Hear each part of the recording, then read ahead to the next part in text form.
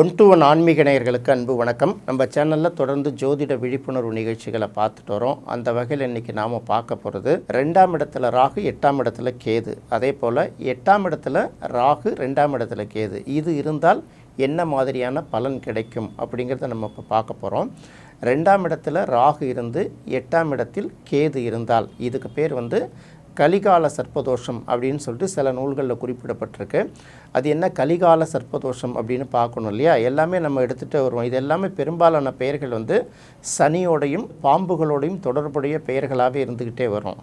அப்போ இந்த கலிகால சர்ப்பதோஷம் அப்படின்னு என்னன்னு கேட்டிங்கன்னா, 2ஆம் இடத்தில் ராகு இருந்து 8ஆம் இடத்தில் கேது இருப்பது தான் இந்த கலிகால சர்ப்பதோஷம். நம்ம ஏற்கனவே சொல்லிட்டோம், 12 இடத்துல எந்த இடத்துல ராகு இருந்தாலும் தோஷம்தான், எந்த இடத்துல கேது இருந்தாலும் தோஷம்தான். தோஷத்தையே நினச்சிட்டு இருந்தீங்கன்னா வாழ்க்கையில் யோகத்தை நீங்கள் பார்க்க முடியாது. அதனால் தோஷத்தை தூக்கி தூரம் வச்சுக்கிட்டு அன்றாட வாழ்க்கையில் ஏதாவது ஒரு சிக்கல் இருந்துகிட்டு தான் இருக்கும். அதையும் தாண்டி நம்ம பயணிச்சிட்ருக்கோம்ல, அதுபோல் பயணிச்சிட்ருக்கணும். இதனால் என்ன பார்த்தீங்கன்னா, இந்த 2ஆம் இடத்துல ராகு இருக்கும்போது என்ன செய்யும் அப்படின்னு கேட்டிங்கன்னா, 2ஆம் இடம்ங்கிறது குடும்பஸ்தானம் இல்லையா? அந்த குடும்பஸ்தானத்திலேருந்து ராகு இருக்கும்போது என்ன பண்ணுவோம்னா, வாயிலேருந்து வரக்கூடிய வார்த்தைகள் ரொம்ப நல்ல விஷயமாக வரணும். அபசகனமாக வந்துச்சுன்னு வச்சுக்கோங்களேன், நல்ல வார்த்தை சொன்னால் பலிக்காது, அபசகனமாக சொன்னால் பலிச்சிடும். இதுக்கு தான் என்ன சொல்லுவாங்கன்னா, 2ஆம் இடத்துல பொதுவாகவே பாவகிரகங்கள் எதுவும் இருக்கக்கூடாது அப்படின்னு சொல்கிறாங்க. குறிப்பாக ஜோதிடம் பார்க்குறவர்களுக்கு இருக்கக்கூடாது. அதே போல் 2ஆம் இடத்துல ராகு இருந்து அவங்க என்ன சொல்லுதுன்னா, போன ஜென்மத்திலையோ இல்லை மற்ற ஜென்மத்திலையோ அவங்க என்ன பண்ணுவாங்களாம், வார்த்தைகள் மூலமாக யாரோட வாழ்க்கையோ கெடுத்திருப்பாங்க, அல்லது ஒரு சொல்லிவிட்டு அதுக்கப்புறம் அந்த சொல்லை நிறைவேற்றாமல் விட்டுருப்பாங்க. இதனால் பாதிப்பு வந்திருக்கும். இன்னொரு பக்கம் அவதூறு பிரச்சாரம் பண்ணுறாங்க இல்லையா? உண்மையை பொய்ன்னு பேசுகிறது, பொய்யை உண்மைன்னு பேசுகிறது இல்லையா? இந்த மாதிரி பண்ணுறவங்களுக்கெல்லாம் இந்த சர்ப்பதோஷம் இருக்கும் அப்படின்னு ஒரு விஷயத்த சொல்கிறாங்க. அடுத்தது இப்போயே நம்ம பார்க்கும்போது 2ஆம் இடத்துல ராகு இருந்தால் என்ன செய்யும் அப்படின்னு இன்னொரு விஷயத்தை நம்ம தெளிவாக பார்த்துக்கணும். 2ஆம் இடத்துல ராகு இருந்தால் என்ன செய்யணும்னா, பொதுவாக அது குடும்பஸ்தானம் இல்லையா? அந்த இடத்துல பாவகிரகம் இருக்கும்போது குடும்பத்தில் சில ஒற்றுமைகள் பாதிக்கப்படுங்கிறத தெரிஞ்சுக்கலாம். அடுத்தது வாக்கு, தனம், கல்வி அப்படின்னு எடுக்கும்போது வாக்கு நல்வாக்கு வராது. எப்போதுமே பார்த்திங்கன்னா அபசகனமாக வரும். அந்த வாக்கு பலித்து போயிடும். இப்போ நம்ம சொல்கிறதெல்லாம் பலிச்சு போயிடுது, நான் ஒருத்தனை சாபம் விட்டால் பலிச்சு போயிடுதுன்னு பெரும்பெல்லாம் பட்டுக்க முடியாது. நீங்கள் ஒரு தவறான செய்கையால் ஒருத்தவங்க பாதிக்கப்பட்டிருந்தாங்கன்னா அது உங்களுடைய வரம் அல்ல. அதுக்கப்புறம் உங்களுடைய லைஃப்பில் உங்களோட எனர்ஜி எல்லாம் குறைஞ்சிட்டு வரும், நீங்கள் சாபத்துக்கு ஆளாவீங்க. அதனால் அந்த 2ஆம் இடத்துல ராகு இருக்கிறவங்க கவனமாக பேசணும். அடுத்தது பண விஷயம் அப்படின்னு சொல்லும்போது பார்த்திங்கன்னா, எதையுமே பார்த்திங்கன்னா ரொம்ப மிகைப்படுத்தி பேசுவாங்க. சாதாரணமாக பார்த்திங்கன்னா லட்சக்கணக்கிலையும் கோடிக்கணக்கிலையும் தான் பேசுவாங்க. ஆனால் 100 ரூபாய்க்கும் 1000 ரூபாய்க்கும் சிரமப்படக்கூடிய சூழ்நிலை பல பேருக்கு வந்துடும். அதுக்கப்புறம் கல்வியிலையும் பார்த்திங்கன்னா திடீர்னு பார்த்தா நல்லா படிக்கிற மாதிரி இருக்கும், திடீர்னு பார்த்தா நல்லா படிக்காத மாதிரியும் இருக்கும். என்ன சொல்கிறது, எப்படி சொல்கிறது? சில பேர் பார்த்திங்கன்னா மௌனமாக இருந்து டிஸ்டர்ப் பண்ணிவிடுவாங்க. சில பேர் பார்த்திங்கன்னா பேச வேண்டிய நேரத்தில் மௌனமாக வந்துடுவாங்க. சில பேர் பேசக்கூடாத நேரத்தில் பேசிடுவாங்க. இதெல்லாம் 2ஆம் இடம். அடுத்தது இது குடும்பம் அப்படிங்கிறதுனால 2ஆம் இடம் அப்படின்னு பார்க்கும்போது ஒருத்தவங்களுக்கு திருமணமானதான் குடும்பம். அது வரைக்கும் பார்த்திங்கன்னா அம்மா அப்பா கூட தான் இருப்பாங்க. பெண்ணை பொறுத்த வரைக்கும் திருமணமான பிறகு அவளுக்கு ஒரு குடும்பம், அதுக்கப்புறம் மாமனார் வீட்டுக்கு வருவா, இல்லை ஹஸ்பண்ட் வீட்டுக்கு வருவா அப்படின்னு வச்சுக்குவோம்.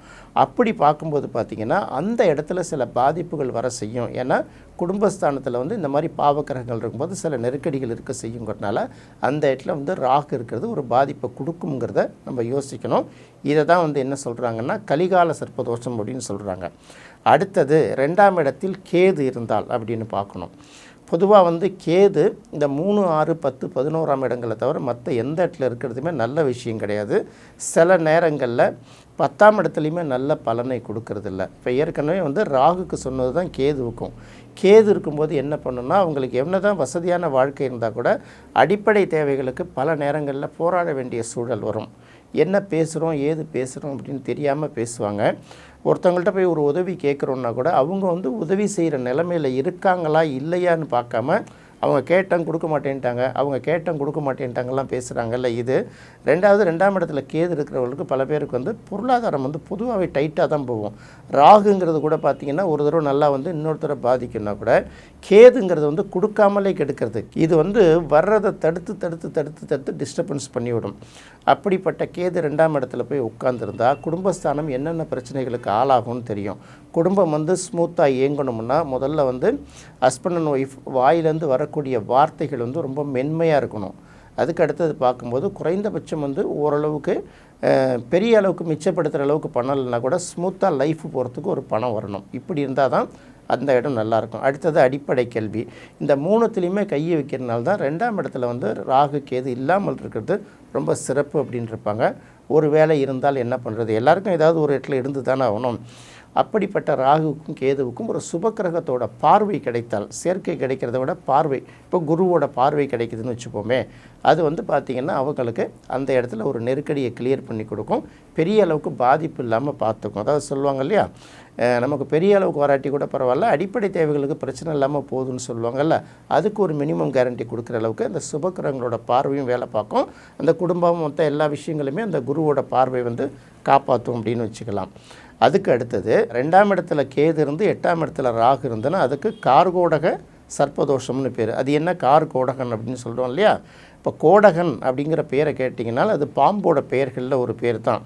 கோடங்குடி அப்படின்னு இருக்கும், கோடகநல்லூர் அப்படின்னு இருக்கும். இந்த கோடகனுங்கிற பேரில் வந்து பார்த்திங்கன்னா நிறைய ஊர்கள் இருக்கும். அது வந்து பாம்புகளை குறிக்கக்கூடிய ஒரு பெயர் தான். நம்ம விதவிதமாக சொல்கிறோம், நல்ல பாம்பு, சாரப்பாம்பு, கட்டு விரியன்னு சொல்கிற மாதிரி இந்த தோஷத்துக்கு அவங்கவுங்க தகுந்த மாதிரி ஒரு பேரை வச்சுருக்காங்க, அவ்வளோதான். 8ஆம் இடத்தில் ராகு இருந்தால் இது வந்து பொதுவாக பார்த்திங்கன்னா 8ஆம் இடம்ங்கிறதுக்கு மாங்கல்ய ஸ்தானம் அப்படிங்கிற ஒரு பெயர் உண்டு. அடுத்தது வந்து இது ஆண் பெண்களுடைய மர்ம உறுப்புகளை குறிக்கக்கூடிய ஒரு இடம், திடீர் அதிர்ஷ்டங்களை சொல்ல வேண்டிய இடம், நமக்கு நிகழக்கூடிய ஆபத்துக்கள், அவமானங்கள், கஷ்டங்கள், இந்த நெருக்கடிகளை எல்லாம் சொல்லக்கூடிய இடம் 8ங்கிறதுனால அந்த இடத்துல வந்து ராகுவோ கேதுவோ உட்காரும்போது இது வந்து திருமண வாழ்க்கையை வந்து கடுமையாக பாதிக்குது அப்படிங்கிற ஒரு விஷயந்தான்.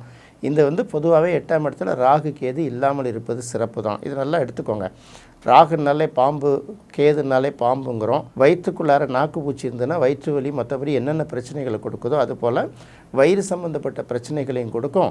அதே போல் இது வந்து விஷத்தை குறிக்கக்கூடிய 2 கிரகங்கள்ங்கிறதுனால சாப்பிடும்போது பார்த்திங்கன்னா அதில் சில ஃபுட் பாய்சன் ஆகி வயிற்று கோளாறுகள் வருவதற்கு ஒரு வாய்ப்பை ஏற்படுத்தும். இந்த மாதிரி பலவிதமான சிக்கல்களை கொடுக்கும். இது மாங்கல்ய ஸ்தானம்னு சொல்லப்படுறதுனால பெண்ணோட திருமண வாழ்க்கை வந்து சில நேரங்களில் பாதிப்புக்கு உள்ளாகக்கூடும். ஆணோட திருமண வாழ்க்கையும் பாதிப்பு உள்ளாகக்கூடுங்கிறதுனால ஒரு பக்கம் அதை சொல்லும்போது என்ன சொல்கிறாங்கன்னா, கார்கோடக கால சர்ப்பதோஷமாக இருந்தாலும் சரி, அதுக்கப்புறம் அங்கே இருக்கக்கூடிய கலிகால சர்ப்பதோஷமாக இருந்தாலும் சரி, அது கிட்டத்தட்ட சிக்கலை தான் உட்படுத்தும். இப்போ சில இடங்கள் பார்த்திங்கன்னா கேதுவை விட ராகு பரவாயில்ல அப்படின்னு சொல்லுவோம் இல்லையா. 8ஆம் இடத்தை பொறுத்த வரையில் எந்த கிரகம் இருந்தாலுமே அது வந்து ஒரு நல்ல பலனை கொடுக்காது. நம்பிக்கை துரோகம், மோசடி, அடுத்தவங்களோட கலாச்சாரத்தை சீரழிக்கிறது, அடுத்தவங்களோட கலாச்சாரத்தை மாற்றுறது, இந்த மாதிரி வேலைகள் செஞ்சதுனால இந்த தண்டனை உங்களுக்கு கிடைச்சிருக்கு அப்படின்னு சொல்கிறாங்க. இது எப்படி அப்படிங்கிறதெல்லாம் நம்ம வந்து ஆராய்ச்சியெல்லாம் பண்ணி பார்க்க முடியாது. ஏன்னா முன்ஜென்மம் பின்ஜென்மம் இதெல்லாம் வந்து சொல்லலாமே தவிர யாரும் ப்ரூவ் பண்ண முடியாதுல்ல. அதனால் வந்து ரைட்டு தோஷம் அப்படின்னு ஃபீல் பண்ணால் நம்ம ஏற்கனவே சொன்னது தான். ஒரு ஞாயிற்றுக்கிழமை வந்து முதல்ல வந்து சங்கரநயினார் கோயிலில் ராகுகால நேரத்தில் ஞாயிற்றுக்கிழமைகளில் வந்து அதுக்கான பரிகாரம் பண்ணிவிட்டு அடுத்த ஞாயிற்றுக்கிழமை இடைவெளி இல்லாமல் காளஹஸ்தியில் ஒரு இந்த ராகு கேது தோஷம் நீக்கிறதுக்கு ஒரு பரிகாரம் பண்ணிக்கிட்டிங்கன்னா ஓரளவு உங்களுக்கு இதை நம்பிக்கை உள்ளவர்கள் எல்லாருக்கும் வந்து இது வற்புறுத்தி சொல்கிறதில்ல, இதுதான் இதை தீர்க்கக்கூடிய ஒரு விஷயமா இருக்குங்கிறத மட்டும் தெரிஞ்சுக்கோங்க. என்ன நேயர்களே, ராகு 2ஆம் இடத்திலும் கேது 8ஆம் இடத்திலும் இருக்கக்கூடிய இந்த கலிகால சர்ப்பதோஷம் என்ன செய்யும், அதே போல் கேது 2ஆம் இடத்திலும் ராகு 8ஆம் இடத்திலும் இருக்கக்கூடிய கார்கோடக சர்ப்பதோஷம் என்ன செய்யும் அப்படிங்கிறத இந்த நிகழ்ச்சியில் பார்த்தோம். இதுக்கான பரிகாரங்களையும் பார்த்தோம். மீண்டும் மற்றொரு நிகழ்ச்சியில் சந்திக்கலாம். நன்றி, வணக்கம்.